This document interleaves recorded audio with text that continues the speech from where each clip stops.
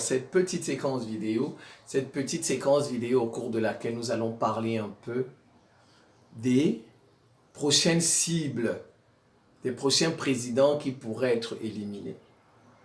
Après le président de l'Iran. Après le président de l'Iran, moi je vois la liste, je vois le général Tiani du Niger et je vois Erdogan. Voilà les prochains présidents qui pourraient être éliminés par les États-Unis et Israël. Parce que ce sont ces deux pays qui ont tué le président iranien. Voilà. Donc, vous savez, avant la mort du président iranien, il s'est rendu en Turquie, rencontré Erdogan. Ils étaient déjà en train de mettre en place une coalition de pays musulmans.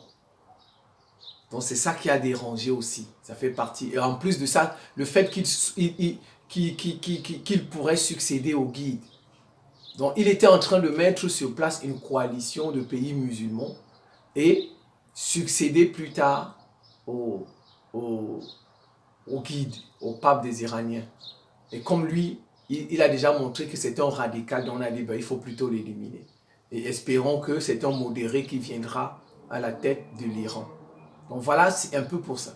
Et si vous vous souvenez, bien, lors de cette rencontre, soit c'est un lapsus, mais Erdogan, il a dit que chez moi, il y a des combattants du Hamas qui sont soignés. Donc il y a des combattants du Hamas qui sont soignés en Turquie. Il a dit ça. Ou bien c'est un lapsus, ou bien les journalistes ont essayé de... Mais il a dit ça. Il a dit qu'il y a des combattants, alors qu'on avait dit que c'était des Palestiniens, des civils palestiniens qu'on emmenait en Turquie pour les soigner. Parce que là-bas, il n'y avait plus d'hôpitaux. Mais Erdogan a dit que c'était les combattants du Hamas. Donc, nous, on cherche à les tuer et vous les soignez. Vous voyez, Israël. Erdogan est en danger. Il est en danger, Erdogan. Bon, le fait que peut-être comme son pays est membre de l'OTAN, c'est peut-être ça qui va le sauver un peu, mais j'en doute. Vous savez, Israël, il ne respecte pas, tu es dans l'OTAN ou tu n'es pas dans l'OTAN. Hein. Déjà que personne ne peut lui faire quoi que ce soit. Les Juifs commandent la planète. Les Juifs des États-Unis, les Juifs de l'Europe et de la Grande-Bretagne commandent la planète. Et Israël, c'est leur bébé. Donc, Israël, il peut tuer même un premier ministre de tel ou tel pays, ce n'est pas son problème.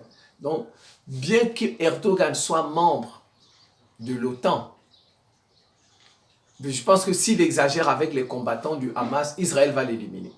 Israël va l'éliminer. Ça, j'en suis convaincu. Donc ça, c'est le premier. Maintenant, je viens sur Abdourahmane Tiani. Vous savez, au Tchad, il y a les Israéliens là-bas. Ceux qui gardent Idriss Déby et les Israéliens. Et je pense même qu'ils veulent brouiller les Africains avec la Russie. C'est pourquoi vous voyez, Idriss, Kaka Déby a fait venir quelques Soviétiques, quelques Russes là-bas. Donc, comme ça, quand on va toucher le président Tiani, on va dire, mais comment se fait-il que les Russes soient au Niger et les Russes soient au Tchad et on parvient quand même à éliminer le président? Ce que je ne souhaite pas, bien sûr. Je vous explique. Ça, c'est un avertissement. C'est des vidéos alerte. Nous alertons. Quand nous décryptons les choses, nous voyons. Il faut alerter. Et j'en profite. Je me nomme Simon-Paul Bamboun-Dobo. Je suis le ministre de la Défense de l'Afrique.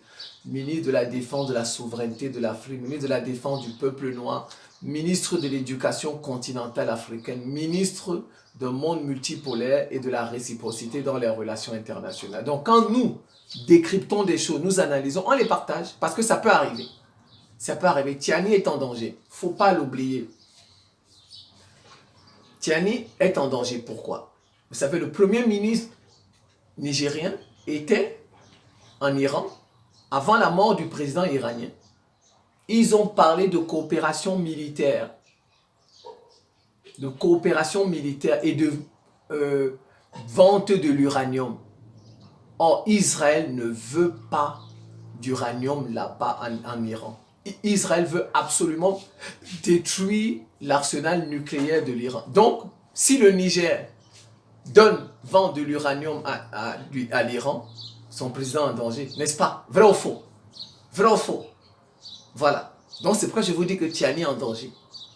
Tiani, je vous dis que le premier ministre nigérien était en Iran.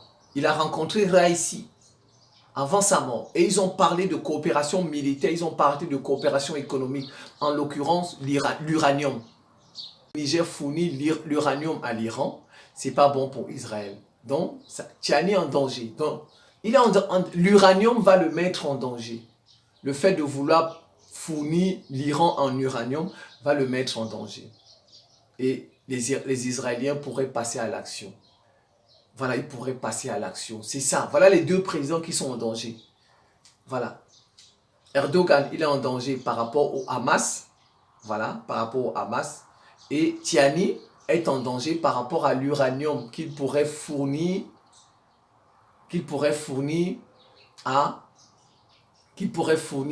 à l'Iran.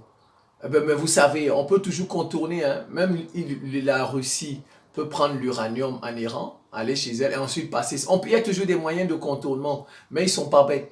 Ils ne sont pas bêtes aussi, hein. Ils réfléchissent, ils savent ça. Ils savent. D'où, comme je vous ai dit dans la vidéo passée, d'où il faut tuer Poutine. D'où il faut tuer Poutine, parce que Poutine soutient l'Iran. Vous voyez, tout marche ensemble.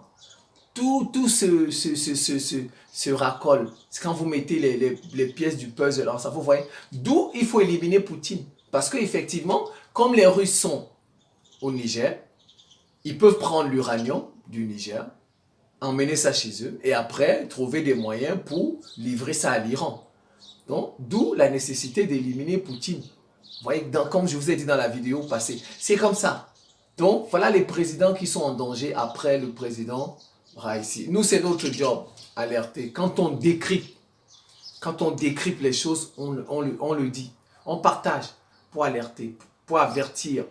Eh bien, s'ils écoutent, tant mieux. Parce que nous sommes pour un monde multipolaire. Nous ne voulons plus l'hégémonie d'un seul camp. Nous, on ne veut plus de ça. En tout cas, moi, je ne veux plus de ça. Je ne veux plus l'hégémonie d'un seul camp qui impose toi à tout le monde, qui dit à tout le monde ce qu'il doit faire, ce qu'il veut. Non, moi, je ne suis pas dedans. C'est fini ça. C'est fini. Je pense que je vais m'en tenir là. C'est la fin de cette petite séquence vidéo. Je vous remercie pour votre attention et à très bientôt.